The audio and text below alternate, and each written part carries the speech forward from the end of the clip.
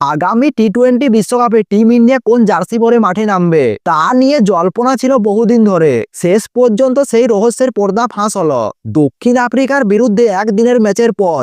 রোহিত শর্মার হাত ধরে এলো টি-20 বিশ্বকাপের জার্সি।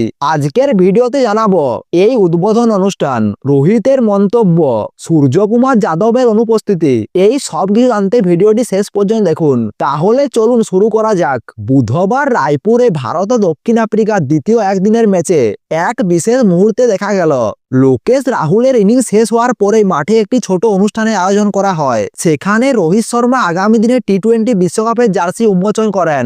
এই জার্সিই পরবেন সূর্যকুমার যাদব, শুভমন গিল এবং তিলক বর্মারা। অনেকে প্রশ্ন করেছেন রোহিত শর্মা তো ভারতের টি-20 দলের অধিনায়ক নন, তাহলে তিনি কেন জার্সি প্রকাশ করলেন? আসলে আগামী টি-20 বিশ্বকাপে ব্র্যান্ড অ্যাম্বাসেডর হয়েছেন রোহিত শর্মা। তার নেতৃত্বে ভারত জিতেছেন গত টি-20 বিশ্বকাপ, তাই জার্সি উন্মোচনের দায়িত্ব দেওয়া হয় তাকে।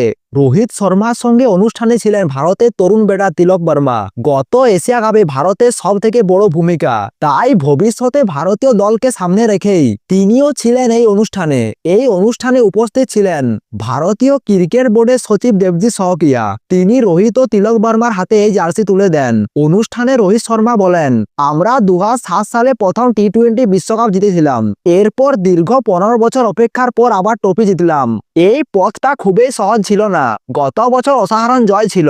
তিনি আরো বলেন, এবার ভারতেই বিশ্বকাপ হচ্ছে, পুরো দেশ একসঙ্গে থাকবে, সমর্থন করবে, আমাদের ক্রিকেটাররা নিজেদের সেরাটা দেবে। রোহিতের এই বার্তা আত্মবিশ্বাস প্রকাশ করে। যদিও তিনি একবারও হয়তো খেলবেন না, তবুও দলের পাশে দাঁড়ানোর কথা স্পষ্ট বলেছেন তিনি।